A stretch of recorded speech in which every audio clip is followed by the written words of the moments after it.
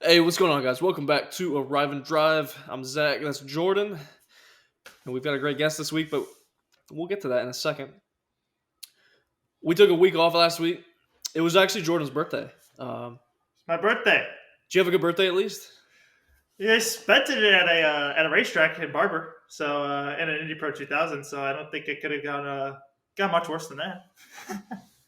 That's not a bad way to spend your birthday No, for sure. not at all. It's simply not a bad way. It's definitely something I love doing, and got to spend it on my birthday, so it was the best of both worlds, I guess you could say. So Jordan was at Barber testing for Indy Pro 2000. I was in Charlotte Motor Speedway covering social media for Margay Racing. It was the WK Manufacturers Cup, Charlotte Motor Speedway. It was a great time. I actually got to meet Jamie McMurray. Yeah, I got to, Uh, got to be Jamie McMurray. Yep. I got to see, didn't get to talk to him, but Matthew Dillner, producer for Dale Jr. Download, Dirty Mo Media. Nice. It's pretty cool to see him there. Yeah, it was a great time. Had a lot of fun. We had a lot of great racing over the weekend. NASCAR was at Circuit of the Americas. We had F1 at Saudi Arabia. We'll get to that in a little bit. But first, we've got a guest this week. James Recendez is here. How we doing, man? I'm doing all right. Thank you for having me on tonight, gentlemen. It's a pleasure. It's good to have you here, man. Absolutely. So one thing that we always like to do when we first introduce a guest is, we like the humility aspect of this. And, I can say this personally because I've had to give my own personal experiences of this. So we're going to jump into probably one of our favorite segments, if not our favorite segment, dumb things to do on the racetrack. So for those new to the show or that don't know what this is, dumb things to do on the racetrack is our own personal experiences of just something dumb that we've done or something dumb that we've seen on the racetrack. So with that being said, James Recendez, what is the dumbest thing that you've done or that you've seen on the racetrack? Honestly, we're gonna go back to 2020 battle at the Brickyard in Oh July. boy. Racing senior class, and I believe I started 10th for the feature for the Sunday final, and I'm sure there's a YouTube video of this somewhere. But basically, we get the green flag from Jason Burgess, and as we go around turn one, I guess I just got a little overly aggressive, trying to find like a drafting partner going into turn number two and make sure I'm in the right spot in case if there's like a big collision or something or the big one. But unfortunately, my front bumper caught on to somebody's rear bumper. It was card number 635. I do not recall the driver's name, but my bumper caught his rear bumper, and it caused me to do a cartwheel. I mean, not a cartwheel, but kind of like a wheelie into the air. And a racer of mine named Mike Stevenson has good footage of this. But I basically had two wheels in the going forward all the way down the straightaway, and then it just landed, and then boom, there goes all my positions. Oh man, Jeez. I think 635. If I remember correctly, that would have been Wes Duchak or something. I think that's how you pronounce his name. I think that was him. I think he was there that weekend. Yeah. I had an interesting weekend that same weekend. Was like Fast and Q. I think we qualified like fourth. So with the three wide starts for the heat race, we lined up on inside row 2. Mm-hmm. And I actually ran over the back. I ran over the back of Mike in the heat race. Basically, he got blocked by somebody, and he was trying to like avoid them. And basically, I couldn't see where he was going because I was watching this other guy that was moving across the entire racetrack, and I did a wheelie over him. Except I spun, and it caused a massive pileup. So at least you were able to keep your cart straight. Well, but yeah, that's pretty. You remember my wheelie, Zach, don't you, from the Brickyard? It was 2018, I think it was, or 17. When 17. But it was I don't 17, think yes. you didn't do a wheelie. You did like a helicopter No. across the entire racetrack. No, it wasn't a helicopter. It was a wheelie. You remember Sharp came over, was pushing, Connor Daly was pushing, or Sharp was pushing Daly, came across the racetrack like I wasn't there, hit my front tire, and popped me up on Sharp, and then I got thrown over onto someone else, and then I got thrown over off the track into the grass and was beeline straight for the corner worker tent. Yeah, that was 2019 because Daly ran in 2019. That's right, yeah, it was 2019, but I was beeline straight going for the corner worker tent, and I think the corner worker just barely got out of the way. or I had the sense to turn the cart wheel to the left to move it, and then I got onto the service road there, pull the right hander. My engine died, pulled the cable to get my engine going, and got right back in the race. So the significance of that is USAC had a rule that if you come to a stop and your engine dies, you got to get out of the cart and pull it off to the side. Like, you can't restart it Mm-hmm. just because they didn't want corner workers restarting people. Yeah. So like it was kind of quick thinking to like reach over and pull, which necessarily isn't necessarily easy to pull start your own engine while you're not Yeah. only moving but just in the driver's seat. And then when you merged, you kind of had to be strategic about how you merged too, because where you were, and I remember seeing this because it happened right in front of me, but I also saw your GoPro of it, was where you went around the corner worker station was actually pit exit of Yeah. the kart track. So basically, the pit exit spits you right into the racetrack.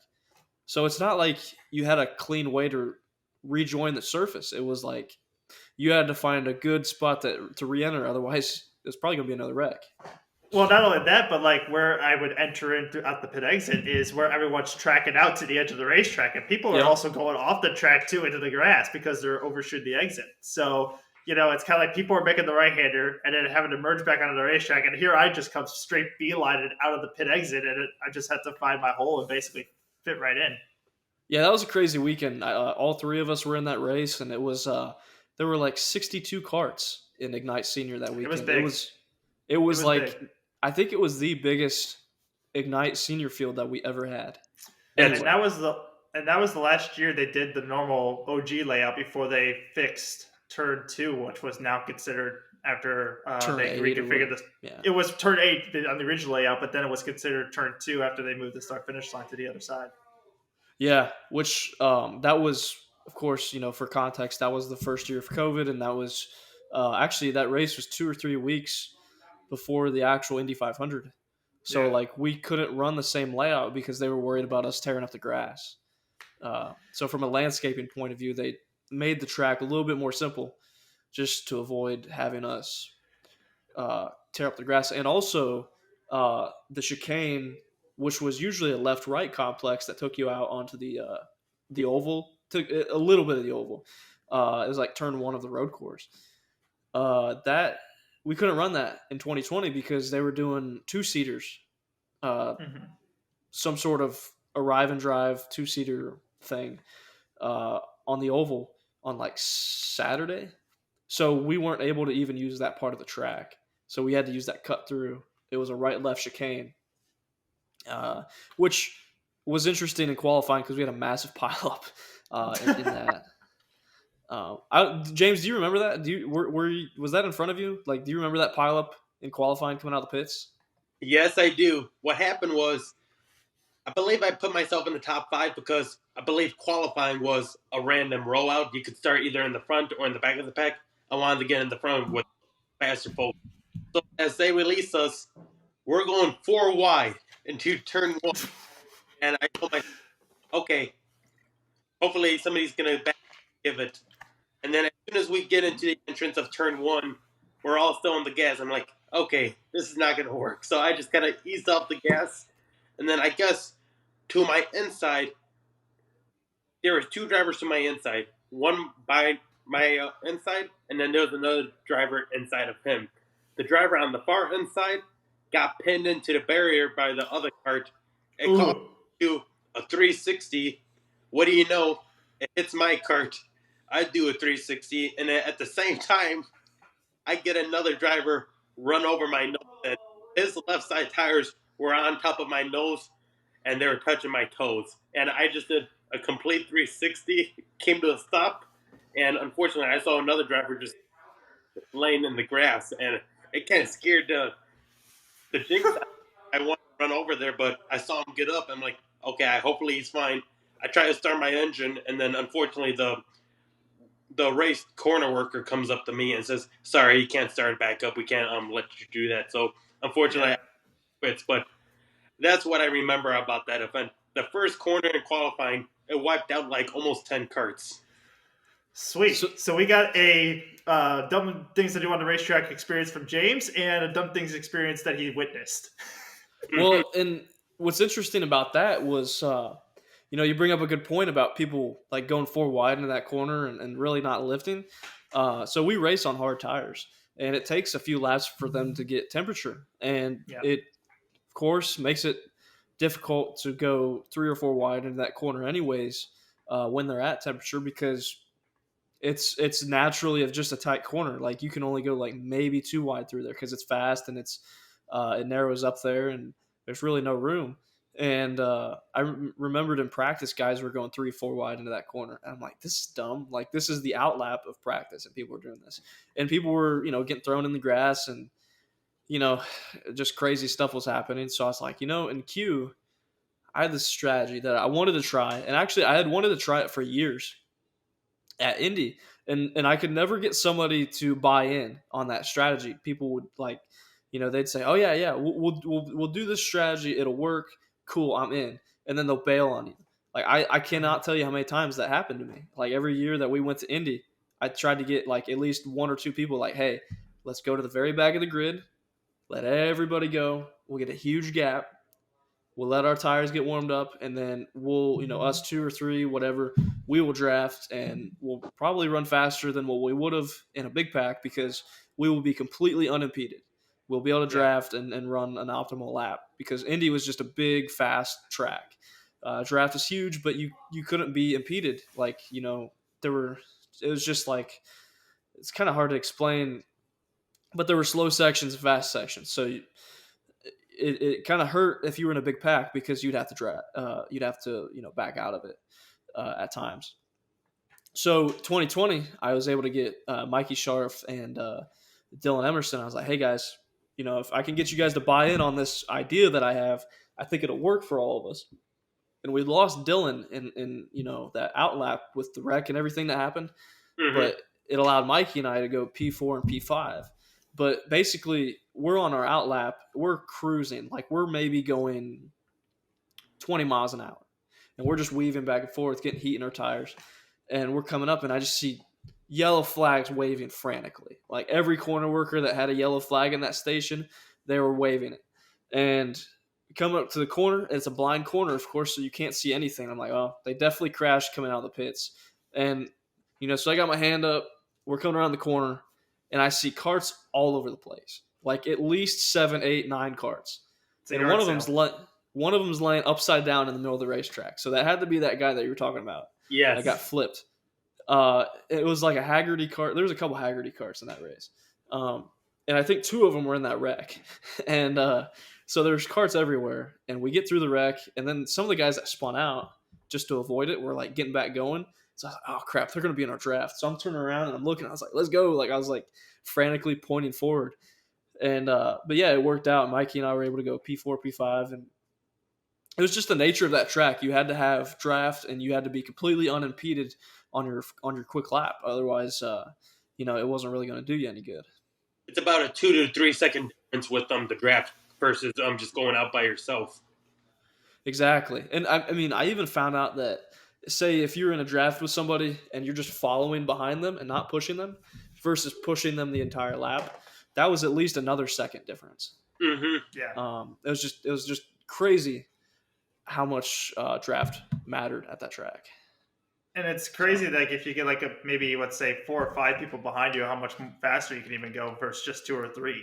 So it's basically just like any other, like let's say restrictor play race or a draft super speedway race that you see in NASCAR or anything like that, where the amount of cars in a pack or in a line really does actually matter on how fast you go.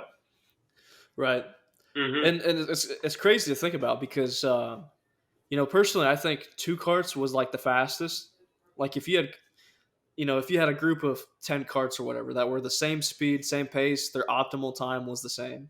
Honestly, it would have been best to like have just 2 people in a group because you could push nose to tail for an entire lap, and unless somebody makes a mistake, there's really nothing that's going to keep you 2 carts from running the best lap possible. Now, if you're in a group of 3, 4, 5 carts, there's a lot more. There's like that accordion effect. There's a lot more. Um, that can go wrong, I guess you could say. Like there's exponentially more factors because Mm. there's more carts in there. So each cart is reacting off the person in front of them. So, that's why in Q, we didn't want that many people in our pack. We wanted to have clean track to be able to run the best lap we could. So, but kind of, roping this back around, coming back around full circle. James, uh, how did you get into racing? Like, how'd you get introduced into karting, and how'd you get involved? Good question, Zach. So it was around my elementary school days. I believe it was like early fifth grade or late fourth grade. I just began liking cars every day on Highway 88 or Route 59, and it all began with Ford Mustang. I used to do some research with them, and then eventually my stepfather Kevin got me into this race program called Chicago Indoor Racing, which is up near the Chicago, and it's basically the K1 Speedway. But I attended my first ever racing class there, and it was a beginner rookie class kind of session. We had like maybe 20 of us kids, and what do you know? I was the slowest out of the 20 kids, but eventually, after I stepped away from it, a year later, I just happened to gain interest in it again. So eventually, I went back there, and at the time, it was reconfigured as K1 speed. So I began racing K1 speed, and then once I got fast in the indoor karts, I decided I wanted to step to the next level. So I went to Concept Motor Speedway, and that's located in Norway, Illinois. I did Yeah. the rental kart league races there. Yeah, Concepts has been really well known as a track, especially I think what CKNA I think goes there, if Yep. I'm not mistaken. So they have a huge race that goes there all the time. So that's a really big race here up here in the Midwest in Joliet and Chicago region. Mm-hmm. And then after I got introduced to rental karting, it started to become a big passion of mine, and eventually I went on to win 2 championships. And then after those 2 championships, we decided that we wanted to step into the Tool 6 racing program. And I'm very fortunate enough that my parents were able to kind of help me get my first kart, which was a Coyote racing chassis. Okay. Mm-hmm. And then eventually, I didn't do racing out there, but I did go out there and test it to try to get myself the more increased horsepower and just kind of the handling characteristics. So it's basically a pretty good tool for me to kind of get used to coming into Tool 6 racing. And then after the season, my mom found out about the Ignite Dash at Daytona Kart Week in December of 2018. So eventually I saved up, bagging some groceries, and went down to Daytona Beach that year, and they met Jordan. Yep. Mm-hmm. Yeah, we got to meet each other at the WKA Daytona event in 2017. So that was cool to kind of see you as your first national race, I guess you could say, under the Margay tent, especially to be down at such a kind of iconic place in Daytona, which obviously Zach was there a few years ago, and I think you were there as well doing that race as well. Mm-hmm. So what kind of intrigued you to want to transition from the Coyote to the Ignite, especially the Ignite Challenge, the Spec Ignite program? I know, you said that your mom told you about a race at Daytona. I have a similar experience with how I got into Ignite racing. I heard about the Battle at the Brickyard, Indianapolis Motor Yep. Speedway 2017. I'd raced dirt karts for 4 years, and it's kind of looking for a way to transition out of that, whether it be dirt cars or asphalt carts or just something different, because we were kind of, we had won our share of races, and we were just kind of getting, I guess, tired of the dirt stuff. And I found out about the Ignite Indy race from a good buddy, Paul Foddy, and he's like, "Hey, they're racing at Indy. It's a spec class, spec program. You can rent a cart for the weekend. You should do it." And so I did it, and I had a lot of fun, met a lot of cool people, and it was like a different perspective for me, like of the possibility of going to the racetrack and everybody's on the same thing.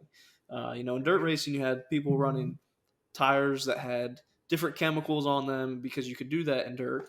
And, there was kind of this tension where there's like people that would gripe at each other and people that would race kind of like turds. And you didn't really seem to have that as much in Ignite. It seemed like to be more of like a family atmosphere. Kind of add your perspective to that. What made you want to transition from racing the Coyote and the Open 206 competition to the spec Ignite stuff? Basically, the way I get it, as I looked at the Ignite program, I noticed it was kind of more spec, and you could focus more on developing yourself as a driver. You could obviously Sure. measure tire pressure, your rear sprocket, and your clutch setup, but basically it's the same width tire, the same compound. It's the same L206 engine we all race today. And I also just honestly like the traveling aspect of it, going from the Daytona International Speedway to Indianapolis Motor Speedway. Eventually, I learned about Audubon Country Club, their circuit, the karting track, kart circuit at Audubon. And then we went down the Gateway as well. And honestly, I just really liked the travel aspect of it. Just challenging myself more as a driver just to get used to the different tracks and the driving techniques and just meet more racers and expand my name out there. But not only that too, but like you go ahead, like when you look at the Ignite aspect, it's like its own type series. It's not like the open LO206 class where anybody who has an LO206 cart just shows up and races that weekend. You look at the Ignite series, everyone has an Ignite cart, basically runs that series. So let's say you're Trevor Eggemeyer, you're Alex Zero, or Jed Perkins, our own guy, Evan Stammer. They're going to basically be at like all the Ignite races and they're going to travel with the series. Whereas an L206 open race, you go to like a CKNA up in Road America or even at Rock Island or down there in Florida, you don't know who's going to show up. It may be some guys you raced at before. They may be just racing regionally, or they may just race that one race and be a one-off. Whereas the Ignite series, everyone kind of travels and does every single race by itself. But you also brought up a good point, James, on how the Ignite program focuses more on the driving aspect and developing it, the driving aspect. I kind of find that stuff the same way. And I always said a saying for when I was racing karts that racing at Margay, it's mainly 10% kart setup and it's all of 90%, the rest is driving. So basically, it just shows that in order to win at Ignite, you need to be a good-ass driver. Mm-hmm. Yeah, definitely, 100%. And James, I gotta say, like, I'm really impressed. I definitely admire your determination, especially the improvement, because like I get it personally from coming from a different form of racing, and like I still struggle with this in Ignite. It is very difficult to transition from soft tires to the hard tire compound, the spec class. When you race other places where it's open competition, you've got different things you can do to make your cart, to set your cart ahead of the rest of the pack. If you find an advantage, it is a lot easier to maintain that advantage. Whereas racing in Ignite, there's really no advantage. It is all on the driver. And that was one thing that I struggled with personally when I first got into Ignite was I was at the back of the pack. I was mid pack, and I've improved myself. Now, what I've really admired about you is your determination, and you've ran top 10 seemingly every Ignite Challenge race this past year. And the challenge is, I would say, I mean, you take top 5, top 10 of any of the challenge races and take them to an Ignite Majors, and they'll run up front. I mean, kind of take me through your progress, your development in Ignite. I guess I don't know if I summed up kind of your experience, but kind of enlighten us on that. All right, so basically my progress through Ignite 2020 was basically the first official full-time season for me doing the 5 races, which would be Audubon, Gateway, Midstate, TNT, and at the time of the 2020 season, we went to Whiteland Wasteway Park in near. Honestly, me going to all 5 different tracks, I wasn't really that consistent. Some days I would have a good day, other days I would kind of struggle. And here's something I kind of went the wrong way in my Ignite program path. I started to focus more mechanically on kart setup rather than me remaining calm and just trying to figure out how to adapt myself to the track and kart. And unfortunately, I ran into some failures. And fortunately, I've been able to meet some really acknowledgeable people to kind of help me tune my cart up better, make sure it's fully prepped, and just to avoid making mistakes I've used to in the past. It's kind of been a bumpy ride, but I feel like this past compared to 2020, I've been able to run more consistently in the top 10, make less mistakes, and also just leave the car alone and just focus on driving it. I Yeah, certainly that takes a agree. lot of. Go ahead, Zach. Sorry. I certainly agree with your mindset in terms of leave the cart alone. I mean, yeah, Yeah, there's certainly adjustments that you can make throughout a race day, but in terms of the base setup that you start a day with, really you just got to have a good maintenance regimen. Uh, Greg Dingus kind of said it right for me personally when he said it's not about speed secrets on the cart. It's about just making sure it's right. It's yeah. 206 racing. It's a spec chassis, spec tires. It's just about having it right, and then the driver does the rest. Uh, to me, that the way you explained it just kind of epitomizes what Ignite is all about. And to your point there too, Zach, it was kind of funny that he mentioned, mechanical side and how in racing you could tend to get lost in a setup, Yes. and which means is you're changing a bunch of different things, expecting things to work and expecting yourself to get faster and faster, and then sometimes you just find yourself not going any faster. You actually find yourself going slower. Therefore, you're actually finding yourself getting lost in the setup because then you're forgetting what to do. You're trying to make changes really to the cart that really doesn't need to be changed. Hmm. Sean Kennedy was actually a good person that came out with a good saying to me, and it was funny because we were here at Kart Circuit. Everybody was coming in trying to change different things in their cart to make it faster, doing different tire pressures, doing different camber adjustments, doing different pill settings, ride height settings to their carts and everything. And Sean comes over to my cart and just laughs because he goes, I love how all these guys are like changing all their things, but yet you're here with just a stock setup and you're like the fastest. So it just kind of proves that, like, it's not really the setup that really, I mean, yeah, like I said, setup does create some speed, but most of the speed that you're going to find in a cart is coming from the driver. You can certainly tune yourself out Yeah. especially on certain tracks. I would certainly agree with that. My big thing when I first started racing, especially on dirt, was you know I was really stubborn about making changes because I always told myself just drive it better. Mhm. That was the one, and to a fault, because sometimes you run into fundamental issues with your cart or your setup, and it's you know yeah, you got to make changes, but I always told myself that I just need to figure it out behind the Yeah. wheel. I need to drive better because and I've also gotten into this mindset also, is that it is easy to tell yourself that it is the cart and it is not you. And Oh, yeah. I've had problems in the past of not taking responsibility for mistakes that I make on the racetrack and putting Yeah. it on the cart.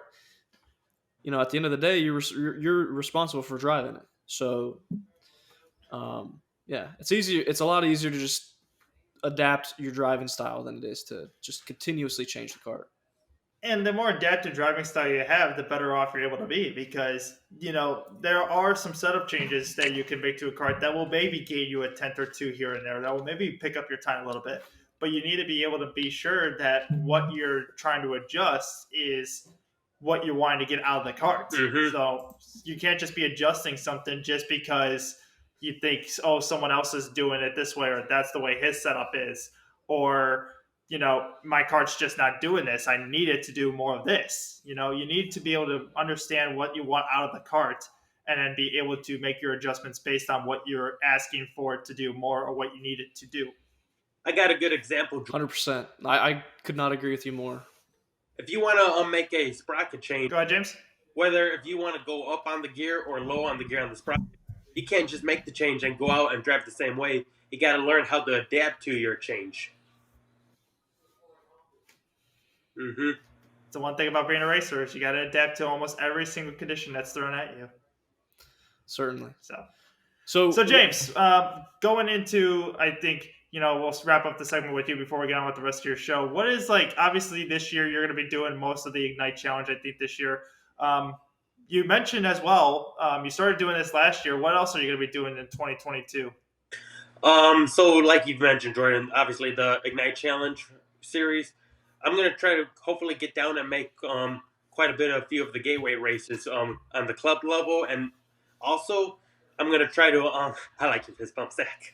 I'm gonna try to hopefully get out to Newcastle Motorsports Park for their club series race this year, and That's a big one. yeah, they got a lot of good entries, and I'd say every club race they've had there, at least their open tool 6 class has at least more than 20 carts, around 30-ish, but they've always been higher than 20. So that's another race. There are some weekends. Go ahead, Zach.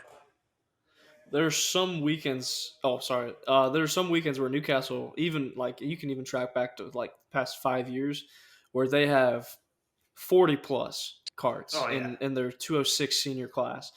The track's big enough for it. Yeah, it's certainly like the premier place to learn how to race in traffic, especially just it's a high speed track. So yeah, it's certainly going to be an undertaking learning, how to be competitive in a huge field like that, but also different tire compound. So I think it'll be great for you. We were talking about adapting as a driver. It's going to be great for you, being able to adapt your driving style, your setup, and just on those new tires. Exactly, and also just gaining confidence in yourself, really, because that's what helps you become a good driver and start winning races and scoring podiums. It's just overall confidence. Mm-hmm. Absolutely. Now you're also going to be expanding yourself a little bit out of the Ignite series a little bit too, and now starting to do some Route 66 races this year, I think. Yep. I'm not sure about which races yet, but I'm trying to for sure make the September Autobahn race on the calendar. Mm-hmm. Yeah, you made that one last year, and I think you had a pretty decent running for your first time out there with those guys. So I'd be excited to see how you're going to do again this year, and especially if we go to some of the other tracks like Road America, maybe, or even some of the other tracks in the Midwest as well. So I'm excited to see how you're able to perform against some of those guys. Exactly, Jordan. And you actually just reminded me, we did go to the Route 66 race there this past season at Autobahn. We only went for the Sunday show, though, because the Ignite Challenge was at Midstate that Saturday. So basically what we did, I was traveling with one of my fellow racers. His name is Mike Stevenson. You've heard of him, Zach. But we did the Ignite Challenge at Midstate on Saturday. And then Sunday we went to the 66 race at Autobahn as we drove up Saturday night and parked the trailer there. And he didn't race, but fortunately he was very generous to kind of consult me throughout the race day on Sunday and make sure that my kart setup was right and everything, and just making sure I'm in the driver game. But during the race, unfortunately, I was one of the slowest because obviously we're kind of at a disadvantage because we didn't practice there on Friday, nor did we race on Saturday, obviously, because we're down at Springfield. But we eventually started the warm-up on Sunday, and eventually, as soon as we came in, we noticed that we needed to make at least one difference. We needed to make at least a change on the kart to set up for the softer MG red tires compared to what we usually run on the Hoosiers, because different compounds. So eventually we made our change, and I basically stayed in the same position throughout the whole day, which was, I believe, 8th or something. But we were making up ground towards the fast guys, as during qualifying we were at least a second and a half off, and then eventually by the final we were only like 8/10 off, which was showing the process we were making throughout the event. Mm-hmm. Process is always key, and as long as you're making your weight gains and moves sort of to the front, that's a good day, no matter what you can ask for on that. Mm-hmm. All right, let's go ahead and move. Go ahead, Zach. You had a point. One last thing before we move on, James. I've always kind of liked your different schemes that you've had. Of course, at Daytona, and I think even towards the end of last year, you ran a Mellow Yellow scheme. And then for a couple years, you had a scheme that incorporated puzzle pieces. Kind of give our audience some background to the significance of that scheme. Um, Sounds good, Zach. So basically, in the 2020 and 2021 Ignite Challenge season, I ran as the number 77 puzzle scheme, which on the side pods it would have the yellow, red, and blue puzzles, and then my number would be white with the black 77 background. Um, this was to spread autism awareness, which is what I'm a huge supporter of. And during my junior and senior year of high school, I was in part of like a best buddies program where we would do several activities with the students and everything. And senior year, I became a peer leader in the class, and honestly, I just really enjoy spreading the awareness and all that kind of good stuff. So it's just a really cool scheme that I kind of designed in my head. And fortunately, my other racer friend Matt Hartso, who does a great job at designing karting graphic schemes, he was able to cook something up for me, and I ran that scheme the past 2 years.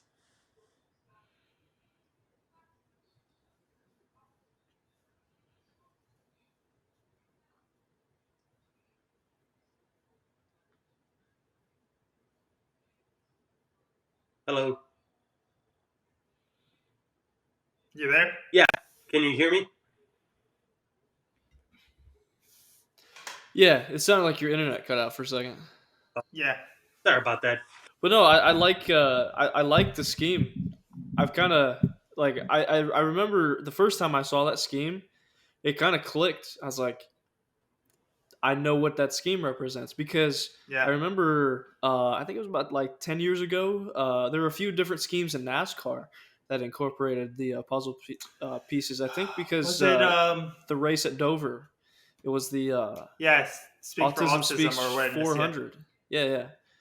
It was that was I a think Almirola had a scheme like that. I think it was on his car. Yeah. Correct me if I'm wrong. When he was with Richard Petty. I don't know about that, but I do know Denny Hamlin ran one Yeah, Hamlin was a another couple one years. too. So like I remember seeing those schemes, and then so when I saw your scheme, James, I was like, wow, that's cool. Like I immediately was able to connect the dots, and I was like, that's pretty neat. It's fantastic of what James has been able to do. Kind of spread what his belief is and everything, and be the supporter that he is for autism and everything. That's awesome and fantastic to see that you're incorporating that not only into your personal life, James, but into your racing life that you have around the kart track with all your friends. Exactly. I earned the nickname from my Alrighty. boss down at the Audubon kart track, Alan Bergnoli. He started calling me the puzzle man based off of that scheme. Nice, I like it. I like it. It was for problem solving, right? You're solving all of the world's problems down there, correct? Did you repeat that again, Jordan? So I said it's for problem solving. You're solving all the world's problems down there at the kart track during the public hours, right? Yeah.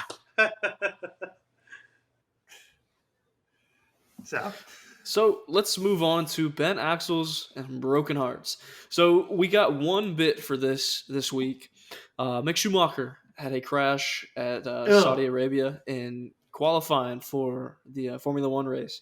It was actually kind of a sketchy crash. It was a fast area of the track and kind of a scary crash. Now he was extricated from his car. He was conscious, and he was not medically cleared to race on Sunday, and the car was totaled anyways. Yeah. So they did not participate with that entry. They did race with Kevin Magnussen and the other Haas entry on Sunday. So there were 19 cars on the grid. So let's kind of segue this into send it or pull the reins. Is Saudi Arabia too dangerous of a racetrack? It's interesting because this is like one of the first and only incidents that we've seen that now has been a true property scary crash. last year there were a couple of cars that went into the wall. I think Charles Leclerc and was it? No, it was Mick Schumacher again. Was another one who went into the wall, but they all went to the Tech Pro barriers uh, on the back straightaway, like turn 13, I think, leading onto the back stretch where the DRS is.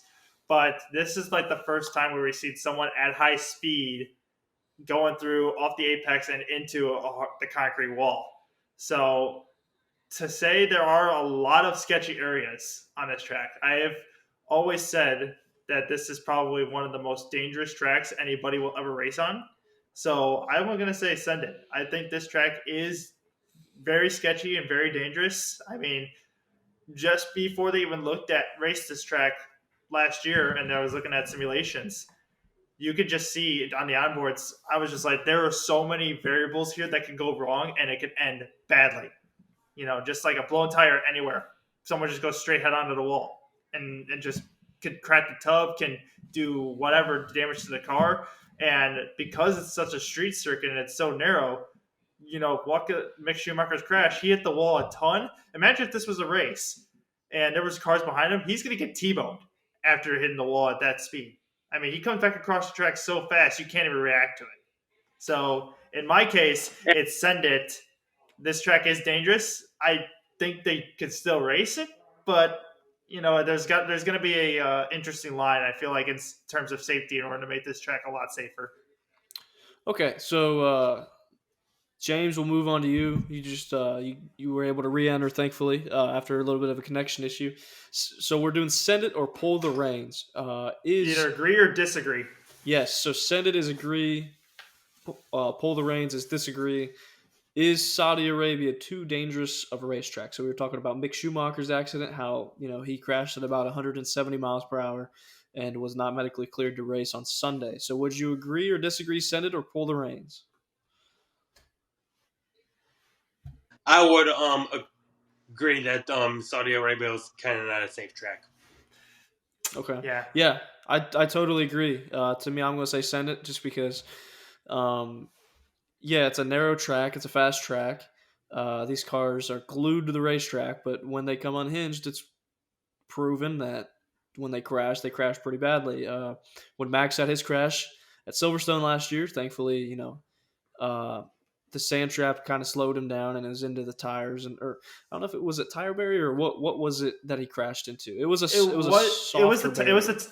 tire barrier. Yeah, okay. The Tech Pro barrier was off to his right hand side, which he missed it by near feet, but then he went into the tire wall. So regardless, there was some sort of cushioning there. Whereas Mick, I think, crashed into like Armco or concrete. It was a concrete wall. It was a concrete. Yeah. And that's a hard hit at 170 miles per hour. Something you really don't see in F1. To me that looked like an oval crash in IndyCar. Just the sheer impact, the damage done to the car. Of course, him. I would assume was a concussion. If he wasn't medically cleared to race, I don't remember hearing of any other medical issues there. But regardless, probably had his bell rung from that accident. I mean, if you watched any of the replay, or there was a video that was out there that the safety crew lifted Mick's car up, and as they lift Mick's car up to get it extricated from the racetrack, the whole rear end of the car where the gearbox was just stripped right out of the actual car itself and went back to the ground. So it literally split the car in half. Yeah. So thankfully Mick is okay and will race another day. So pretty much unanimous there. Now, while we're still on the topic of is Jeddah too dangerous to race at, let's jump into a little bit more of a sketchier topic to talk about. Since there was, I believe it was a bombing at was it an Aramco factory, or I could have this completely wrong, Jordan. I'll hand this one off to you. But there was some sort of bombing, I believe, and the FIA was handed the difficult decision whether to race and continue on with the weekend or to pack it up and go home with the apparent dangers. So I have to give credit where credit is due, and it is to the FIA for what they did. and that is they held a meeting. I think it was like 3 or 4 hours long with the team principals and the drivers, but they left it up to the drivers' decisions and teams' decisions on do you feel comfortable racing here, yes or no, even though there's a bombing that happened, let's say, miles or kilometers down the road from where the actual racetrack is. So they left it up to the teams. They all agreed they wanted to race. They said they felt they were okay.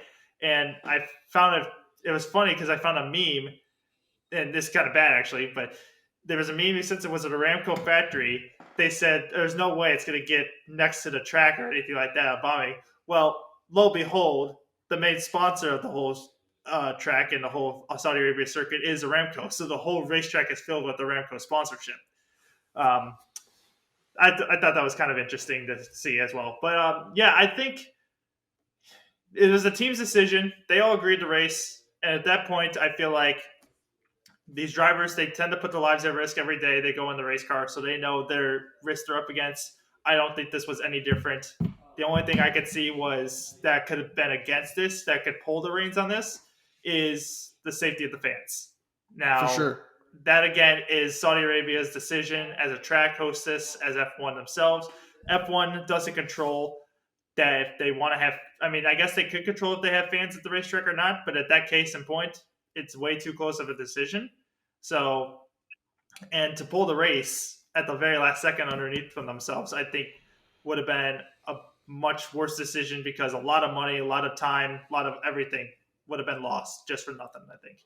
So something interesting to point out, Jordan, when you talk about the risk for the drivers, typically when you think of risk management, controversy revolving around risk for the drivers, usually that's more of a sporting issue. Whether it's the car, the track, a certain driver on track. Usually it is more of a sporting issue. This was a humanity issue. This was something that could have affected a lot of people unnecessarily. Now, thankfully, the FIA seemed to know what they were doing in this case, and thankfully, nothing happened at the racetrack. I think people would have had a lot more of a different reaction, I guess you could say, if something would have gone wrong. And I know the FIA was scrutinized for the decisions they made regarding that, but however, I feel like at the end of the day, they made the right choice to continue on with the race. So I guess, while we're talking about it, we've contextualized this issue. Set it or pull the reins. Was it appropriate for FIA to allow the drivers to continue racing that weekend? James, I'll start with you. I say set it. Go ahead. Go ahead, James. Yeah, I kind of basically agree with you guys. I think they made the right decision just to let the race just take place. And honestly, as a racer myself, we all go to these different areas, whether it be an hour or 3 hours or even a day trip. And yet all these Formula One drivers, they travel from all over the globe just to come compete for the weekend. And if they would have called off, they probably would have been a big disappointment because it's a lot of expenses and time and travel just to get to the certain racetrack in the area. So I kind of think they made the right decision, despite what was going on, that they're going to just brave it out and just continue on with the weekend. That's just kind of my take on it. For sure. Jordan, what you got? Yeah, like I said before, I think I'm still for it. So send it on this case because it's better that FIA had a meeting with the team owners and principals and drivers to say, here's the situation. We're leaving it up to you guys, what you guys want to do, rather than just pulling the plug on the thing all the way and without any further discussion or any choice of opinion out from under them, just because it happened in the exact same country. It's just like, say a bombing happened in Las Vegas and we're racing in Miami. Miles and miles apart, but we're two different, we're just in the same country. So I'm going to say send it. However, I will say, it's easier to look back on it. Hindsight's always 20/20.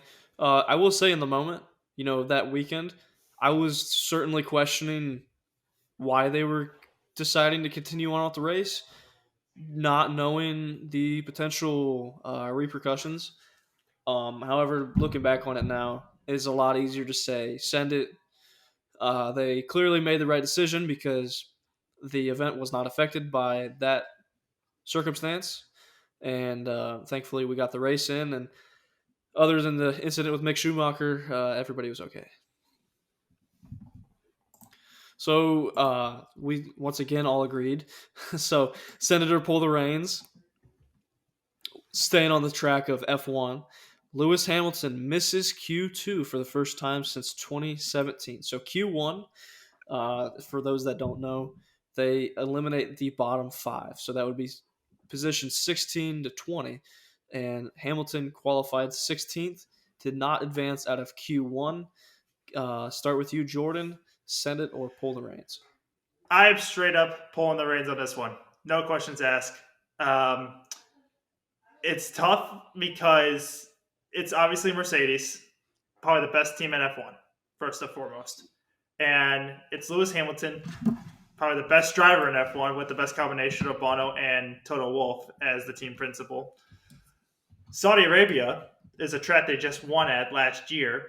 Granted, it's a whole new car, and there's a bunch of porpoising and bouncing that's going on with this car, so it's not handling the best way. And Hamilton even mentioned, too, that, we're going to be not battling for race wins. But the thing that gets me the most is that Hamilton qualifies 16th, but yet his teammate George Russell could qualify P5. And this is Russell's third race in a Mercedes. And he finished fifth. How many races? And he finished fifth. Hamilton finished 10th. Yep.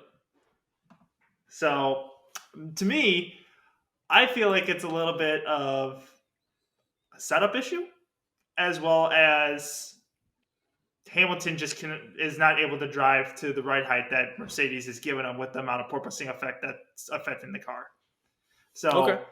Pull the reins. That's my driver analysis. I could take, but definitely pulling the reins on this one.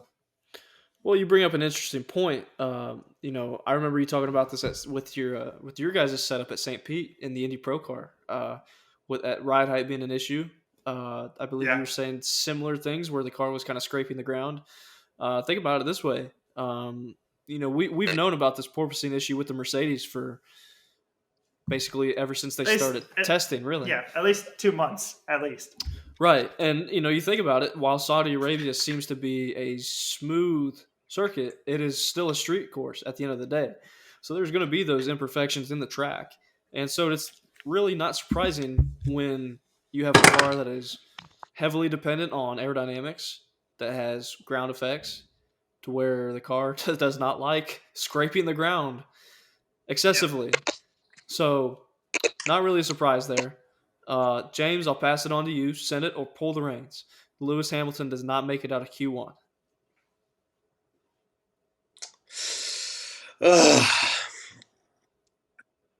I think that's kind of putting him on pressure, honestly. Kind of what you guys mentioned. He qualifies 16th, and George Russell places 5th, correct? Yep. Yes. Okay. Yeah, honestly, I think it could have been car setup, honestly, and it's also just putting a lot of pressure on him too, saying that he's a 7-time world champion. He won the race last year, and for him to qualify 16th, he's just going to have a lot of pressure facing against him, and the press and everything are kind of questioning kind of what happened and everything. And not only is the qualifying effort going to bring him down, but also just all the fans and the press and the media who are seeking him attention because of his qualifying result at Saudi Arabia. That's kind of my take on it. And I would agree with you. I'm going to say, for this one, I'm going to say pull the reins, honestly. Yeah, he's under a lot of pressure from the media. Yeah, it's a new car. Yeah, the field seems to be a lot closer. There seems to be a lot more parity. And they're not slow. Their pace isn't too far off. It's just they were lower in the order because the advantage that they've had for years is gone.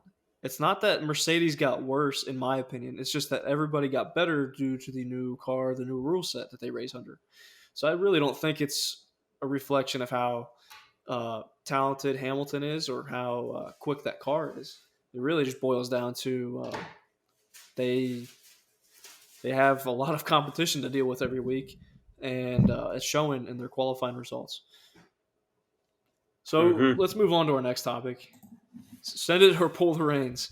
Uh, Leclerc versus Verstappen late race battle leads to a cat and mouse game of who can get the DRS. So on a track that is heavily aero dependent and draft dependent, send it or pull the reins, Jordan. You know, it could go either way because you looked at last year. It was kind of a cat and mouse game of what Verstappen was doing to Hamilton, trying to let him by. Hamilton didn't know what the heck he was doing. He thought he was maybe, slowing up on the racetrack or maybe trying to back up to get DRS on Hamilton. And then runs Hamilton him over. Didn't want to do that and then runs him over. Yeah. So you see that was the same thing in this case where Verstappen gets the draft and gets DRS, pulls up alongside Leclerc, closes the DRS, and basically waits until the DRS detection zone and then slows up. Leclerc also slows up and then gasses it at the last corner. So fair play to Leclerc to realize and have the quick thinking of what Verstappen was trying to do. But I think pull the reins.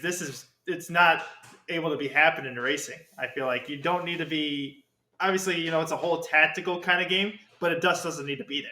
I love the whole DRS type of, like, having the DRS in one area and then right in the next corner right after that have another DRS zone. But I think F1 either needs to move the detection point or needs to make the DRS a little bit shorter. I would agree with you. I'm going to say pull the reins on this one just because I don't think it's I don't think it's safe. It is a sporting issue because, we had the incident with Hamilton and Verstappen last year where they were running over each other because one was trying to not allow the other to have DRS. The problem is you lead to incidents like that, and it is very dangerous, especially on a circuit like Saudi Arabia where you're going incredibly fast. You don't need somebody flying over top of the other guy because we've seen this in IndyCar. Those kind of crashes generally do not have good outcomes. So, really to eliminate that kind of racing is to get rid of DRS. Or, like you said, Jordan, to find a solution to the DRS issues, whether it be spreading out the DRS zones more or having one less DRS zone. Whatever it may be, seems like they need to find a solution to that. So, James, pass it to you. Senator, pull the reins. I'm kind of agreeing with you, Zach. Pull the reins. I think kind of Formula One needs to look at their DRS situation and honestly kind of make it not only safe for the drivers but also for like the track crew, the corner workers, and just the spectators at the track too. Because a lot of the teams obviously put in money for the equipment, and the drivers are putting their lives on the line at every single race. And I'll be honest, Formula One has done a incredible job trying to make the cars kind of more safer with the halo and everything. But I think they kind of need to focus more on the DRS and kind of look at the positives and the negatives of it and think, what can they honestly do just to make it safer style racing? That's just my take on it. Copy. Yeah. Honestly, this is we've made Senator pull the reins kind of boring because we're all agreeing. This next one, I will. We got to have Nate in here, so we're all disagreeing on everything. Honestly, I want to have Nate here on the show because I have a bone to kind of pick with him in the last one that we have. But this next one, I got a good one. Yeah, Nate's still recovering from his injury, so it's okay. We'll give him that. So let's move on. Let's bring it back stateside. NASCAR was at Circuit of the Americas, like we said, this past weekend with the Truck Series, Xfinity Series, and Cup Series. In the Truck Series, Alex Bowman sent a dive bomb to the inside of Stuart Friesen and also Kyle Busch, 3 wide, and it resulted in, none of them won the race. So, all right, Senator, pull the reins. James, we'll start with you. Alex Bowman kind of ruined 3 guys' races. How do you feel about it? You actually cut it out quite a bit, Zach. Can you repeat that one more time, please? Yes, sir. Send it or pull the reins. Alex Bowman took out himself and Kyle Busch and Stuart Friesen, and none of them won the race. So send it or pull the reins. I'd say pull the reins. I think Alex Bowman was a bit over aggressive, and considering that Circuit of the Americas is if I'm correct, a 20 or 22 corner track. I think honestly he kind of had more passing opportunities, and for him, Stuart Friesen and Kyle Busch to be going 3 wide in that corner while they still kind of got quite a bit of more racing left to do. I honestly think Bowman should have been a little more patient and smarter as a driver, knowing that he's going to have more opportunities, especially since they got that long straightaway at Circuit of the Americas. So basically, I think had Bowman not been so overly aggressive, he still would have been in contention for the win, and he could have pulled off the maneuver within the last few corners. But unfortunately, I just think he threw it away for not only himself, but for Stuart Friesen and Kyle Busch, and eventually that led to Zane Smith winning the race. I completely agree with you. I'm going to say pull the reins on that one. The big thing that I consider is, this was a overtime finish, I believe, 2 laps to go when he made this move. Here's the thing, 2 laps to go at COTA is much different than 2 laps to go at Martinsville or Richmond or Bristol. Yeah. This is exactly like you got 40 corners to deal with. Yeah, 40 corners. I don't know the length of COTA. It's like 3 miles or 3.2 miles or something like that. It's a big track. So like a lap time around there in a truck is over 2 minutes. So, putting that into perspective, the race was far from over. I get the idea that you see an opportunity, so you got to try to take that position. However, it didn't seem like Bowman intentionally sent it in there with the idea that if those guys aren't there, that he doesn't make the corner. However, he had to know that he's probably going to make contact with them. And while I don't fault him for going for it, you also got to probably keep in mind that if you make a move like that and it takes 2 guys out and none of you win the race, you're probably going to look like a fool for it. So I don't really feel like it's necessarily too out of pocket that people were upset at Alex Bowman for that. You've got the 51 truck that is going for the owner's title. You've got the 52 truck of Stuart Friesen that is trying to make the playoffs.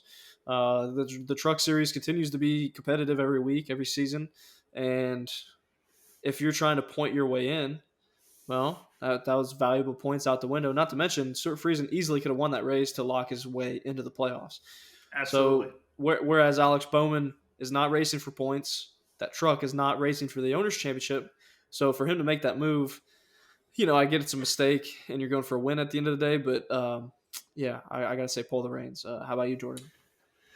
Well, I'm going to go ahead and say send it in this case. Okay. Yeah. Let's hear it. So Here's why.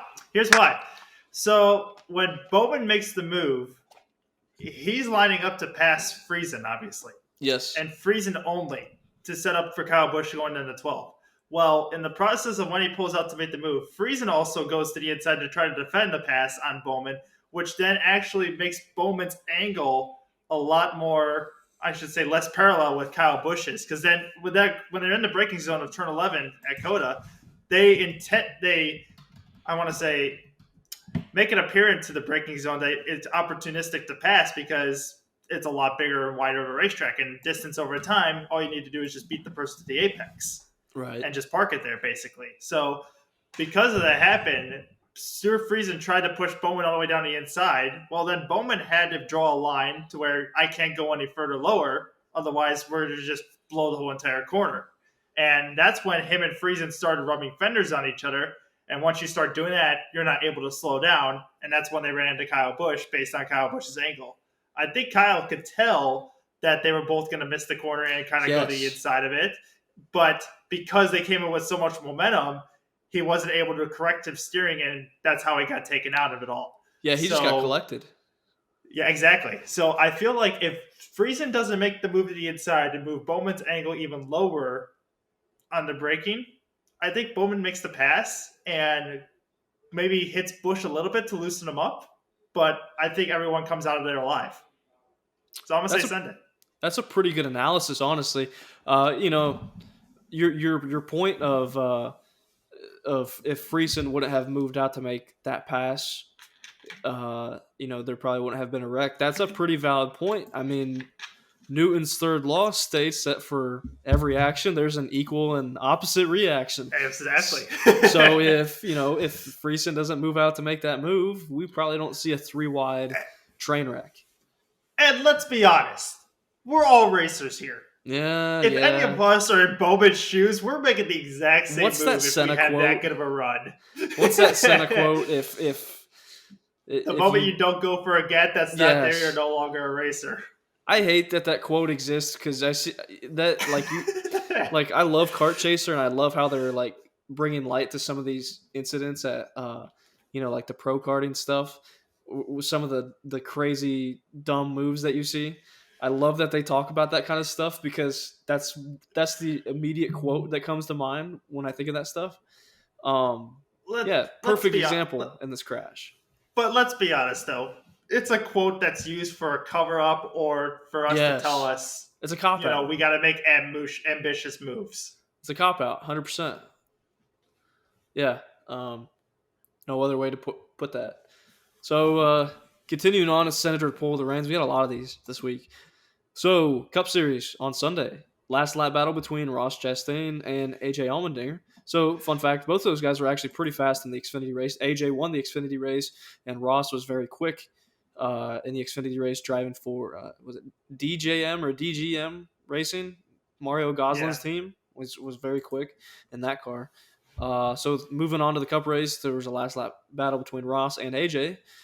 And basically, to summarize, AJ moves Ross out of the way, and then Alex Bowman comes into the picture, and then basically a 3-car battle for the win. Chastain makes a retaliatory bump on AJ Allmendinger, spins AJ out, moves Bowman off the racetrack, and Chastain wins the race. So, Jordan, send it or pull the reins. Was Ross Chastain in the wrong? Was he in the right for making that move? I wish Nate was here because I really wanted to debate with him on this right now. But since Nate is not here to validate his argument, I'm going to say pull the reins of this one because first off, I'm going to give credit to AJ Allmendinger coming from like a second or second and a half back on one lap to be going to turn 12 and be right on Chastain's bumper. Just shows how hard either Allmendinger was driving the car and how fast he was that last lap, or how much Ross Chastain was mirror driving that whole first section of the lap. But once we got into it, Allmendinger goes into 16, pushes Chastain out of the way.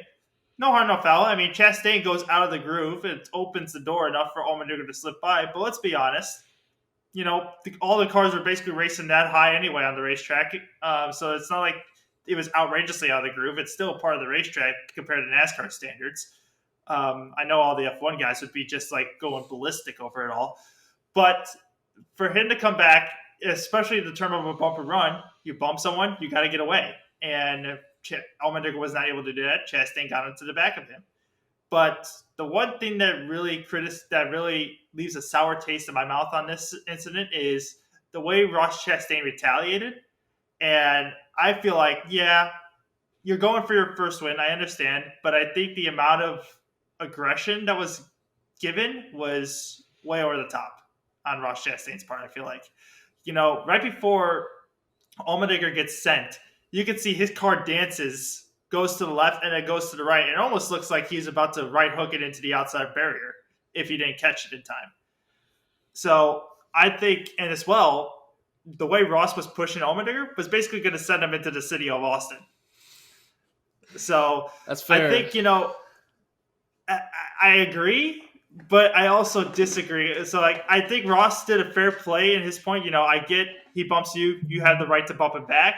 But especially to bump AJ Allmendinger into Alex Bowman and basically ultimately takes Allmendinger out of the race, and basically he finishes, 33rd when Chastain goes on to win. It leaves a little bit of a sour taste in my mouth on Ross's first win. So I give congrats and congratulations to Ross, but as a fan, kind of lost a little respect for him. Okay, that's fair. James, what do you think? Send it or pull the reins? Hey, let's go. And he sent it right out of here. He sent it right out of here.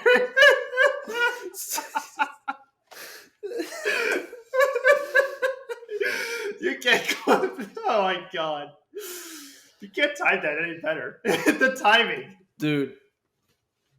That's clipped. I think we live in a simulation.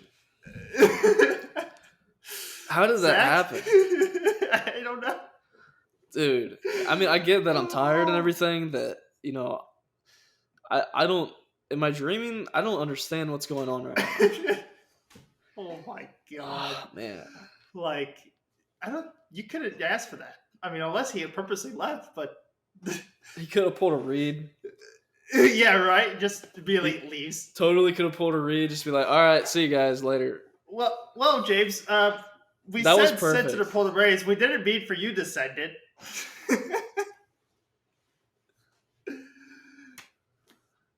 Oh, your mic is muted, by the way. Oh, Mike's muted, by the way, James. So,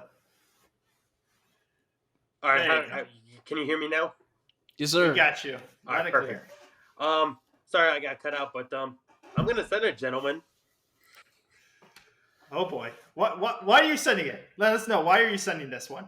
Okay, so everyone obviously has their different opinion, but looking at the last lap, so Ross Chastain was leading, and it looked like Allmendinger was trying to get aggressive, and obviously it's just the old thing in NASCAR. It's just a bump and run. So Allmendinger gave it to Chastain, like the fourth to last corner, and Chastain was doing his part of his driver. It's obviously him going for his first career win, and I noticed he was trying to be defensive on Allmendinger as they go into the corners.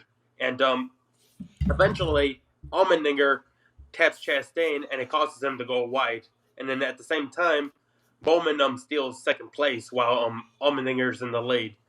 Now, as they come to the second to last corner, I notice Allmendinger is not only focusing on trying to block Ross Chastain, but he's also trying to block Bowman from winning the race too. So as I come to the second to the last corner, I notice Chastain is really getting aggressive on Allmendinger, kind of how Allmendinger was getting aggressive on Chastain into the fourth corner. Kind of like you mentioned, Jordan, it looked like when Allmendinger was getting pressure from Ross Chastain, his rear end was kind of doing a dance.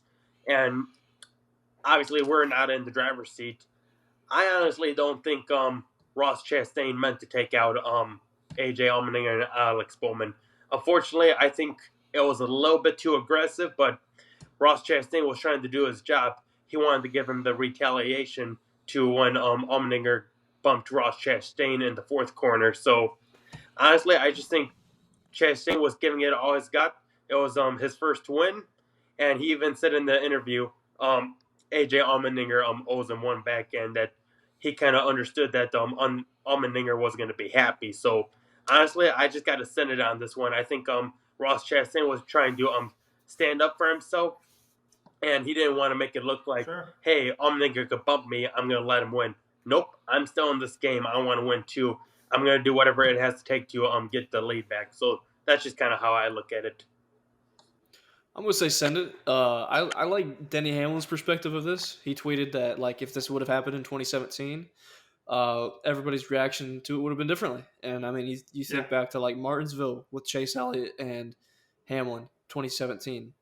And, coming from a Chase Elliott fan at the time, yeah, I wasn't okay with that. But, you look at how NASCAR is now, and the racing is a lot different. The etiquette is a lot different. The respect that drivers have for each other is a lot different. Oh, I it's think practically gone almost. Yeah, I think a lot of the way drivers look at it now is eye for an eye. However, eye for an eye is more or less, if you're going to retaliate for something that somebody did to you, it's going to be worse. It's going to be twice as worse the second time around. And I think that's why you saw AJ get spun. However, what I will say is, I don't have a problem with AJ bumping Ross for the win. It's just a little bump, right? he kept, Yep. Ross was able to keep going. Ross was second, and Ross was obviously able to get back to AJ. However, if you're AJ, you got to understand that he gets back to you, he's going to do the same thing to you, For sure. and that's the risk. That's the chess game of what NASCAR is now. Now, obviously, the controversy is, did Ross need to spin AJ out to win the race? Honestly, I don't. Honestly, if he doesn't spin AJ out, I don't think he wins the race because he sent AJ in so far that he also hit Alex Bowman. I think if he would have only lightly tapped AJ, AJ probably would have got loose, slid up the track, maybe would have clipped Bowman. Probably wouldn't have clipped Bowman, and Bowman would have cleared both of them and probably won the race. That was the only shot that Ross had to take the lead back and win. It was I really, the reason I think send it on this one is it was so calculated that if he does not send AJ so far into that corner that it takes both Bowman and Allmendinger out, Ross doesn't win that race. Yeah. Now, I know that kind of contradicts what I said about the truck race, and the way I differentiate stuff like that, and maybe this seems a little contradicting, is initial, like talking about the initial stuff, the truck race with Bowman and Friesen and Kyle Busch, and the initial contact with Allmendinger and Chastain. I think bumping, rubbing, scraping, nudging, leaning on each other, I think that's fair game. Because you're giving the other guy a chance to race you. Mhm. Correct. When you make a move that if you stuff it into a corner so deep that if that other car is not there and that you're not going to make the corner, that you're using them as a brake, and if they're not there, that you're going to go off the end of the track, that's what I have a problem with. Because if they're not there, you're not making the corner. That's where I feel like that line has become blurred, and I feel like that's where respect has been lost, and maybe that contradicts my point of I don't have a problem with what Ross did because it was retaliation, but maybe you could also use that as fuel to say what Ross did was wrong. So take it for what it is, but that's kind of how I feel about it. Mm-hmm. Yeah, you kind of bring up a good point there. I mean, I also think, too, you could look at it both ways. I mean, if you look at it from a novice perspective, people could be like, oh, he's running the back of AJ, and if he doesn't punt AJ, Ross is not making the corner.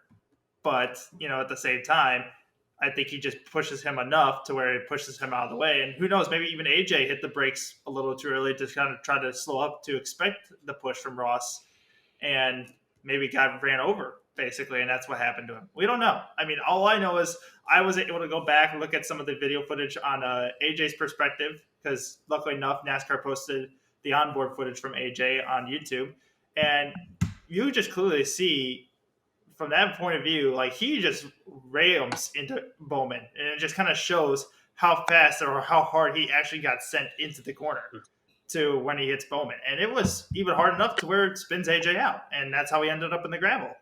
So in that perspective, a bump is something, but to just totally send someone into the next county, I feel like, is another thing.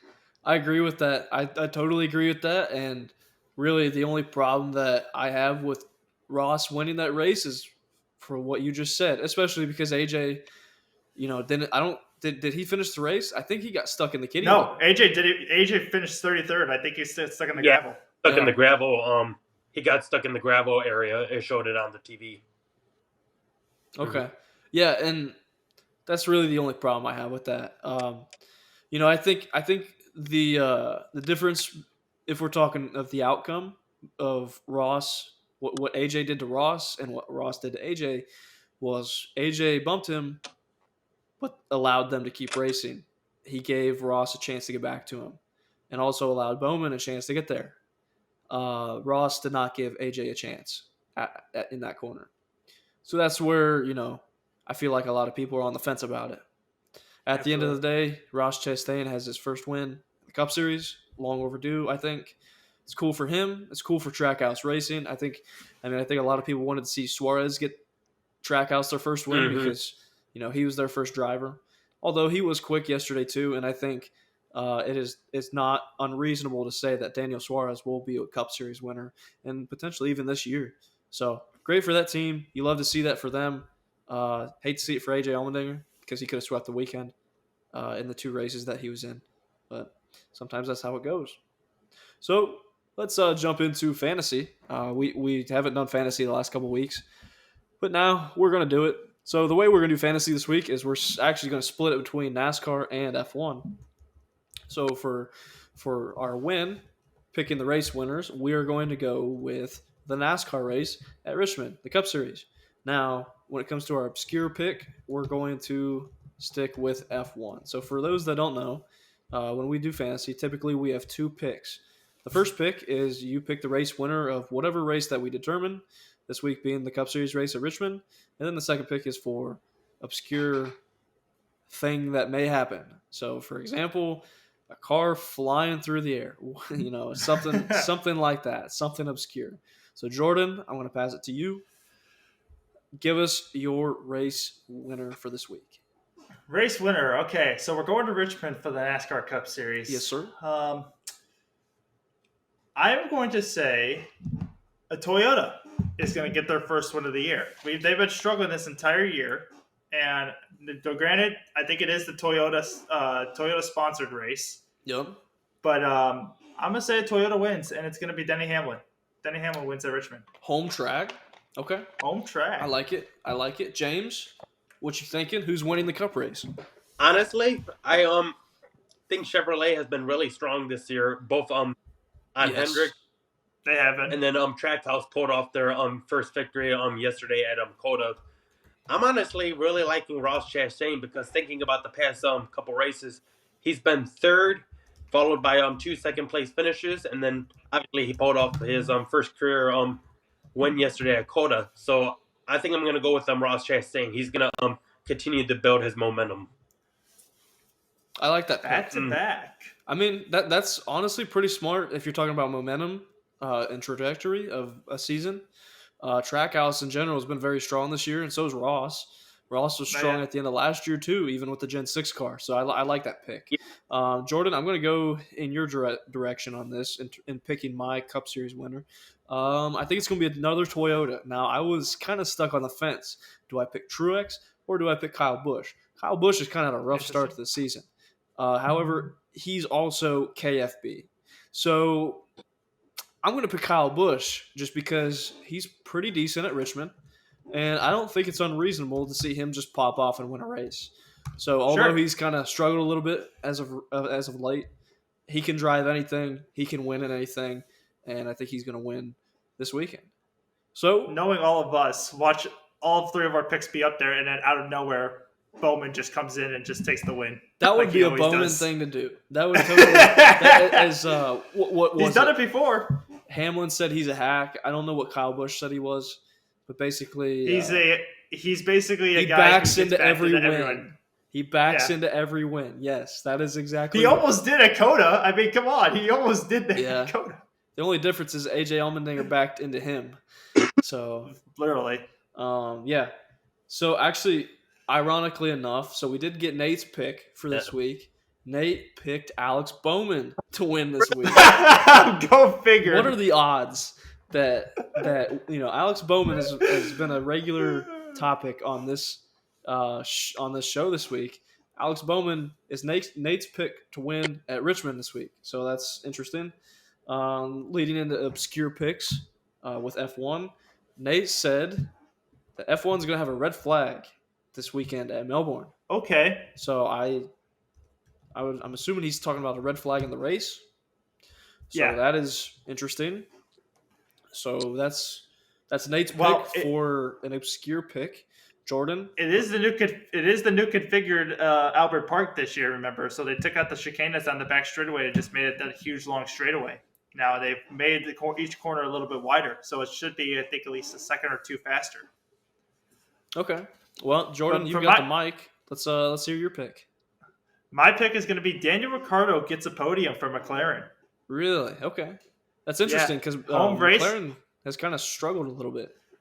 Yeah, they've been struggling this whole year, but I think hometown boy, home race for Daniel Ricciardo is going to come through, get a podium for McLaren. Okay, okay. I like it. It's kind of a bold pick.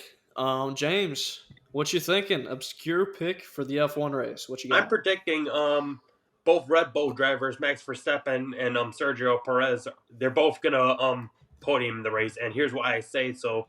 Um, Sergio Perez scored the pole at Saudi Arabia, and then Max Verstappen went down to win the race. And I know they had their struggles in Bahrain within the last few laps, but honestly, I think they're getting their confidence back. And with Verstappen being the reigning champion, I think he's just going to continue his momentum, and we're going to see both Red Bull drivers on the podium. That's a pretty solid pick, I think. It's a good pick, yeah. Just because, obviously, Red Bull being champions last year, and then also, despite having a double DNF to start the season, their pace was pretty incredible. Both cars would have been top five. I think maybe podium. Yeah, they would have been podium Yeah, because Checo was in the lead until that virtual safety car happened, and it was right after Checo pitted under green. The virtual safety car happened. right. So I don't think it's unreasonable to say, James, like what you said, that you could see a double Red Bull podium. I think what we're seeing this year is we might see a Red Bull versus Ferrari battle for the championship, because Team it battle, seems too. like it seems like both drivers from both teams have been pretty strong to start the season. So for my obscure pick, I hate to say it just because I hate the reason why this driver gets hate. I want to say Lewis Hamilton does not advance out of Q2 this week. So All right. he's going to make it to Q2, but he's not going to make it to Q3, meaning he has to start between 11th and 20th. So he does not advance to Q3. I could see why, because Jeddah's very, I want to say, it's a power track. You know, you need a lot of that Mercedes power unit, especially. It's got a little bit of downforce as well. Melbourne this year has been transferred into a track similar to that now. You got a lot of few tight corners here and there, but it's mainly on power throttle. So they're trying to increase more of the passing down there in Melbourne. So I could see Melbourne being very similar to what Jeddah was like. Yeah, and I mean, really, I hate to make that prediction just because while it's easy to not like a driver that is successful, aka look, and this is in any sport, the New England Patriots, the in basketball, it was the Golden State Warriors. With NASCAR, it was Jimmy Johnson for years, and then it was Yep. Kyle Busch and even Truex when Truex was winning seemingly every race. IndyCar, Scott Dixon. Dario Frank. Yep. People, Dario Frank, exactly. People just don't like the people who succeed. It's more of they don't want to see the same guy win every week, and I get it from a fan's perspective. You want to see different guys win. However, it's hard to not admire what Lewis Hamilton has done. 7 championships, over 100 wins. I know a lot of people have a place in their heart for Michael being in the state that he is, 7-time champion. People don't want Lewis to overtake him for championships. So I get that, but he's clearly proven that he is one of the greatest of all time. And maybe by the end of his career, we may be able to say that he is the greatest of all time. I know that's always going to be a debate, similar to the debate of LeBron versus Jordan. But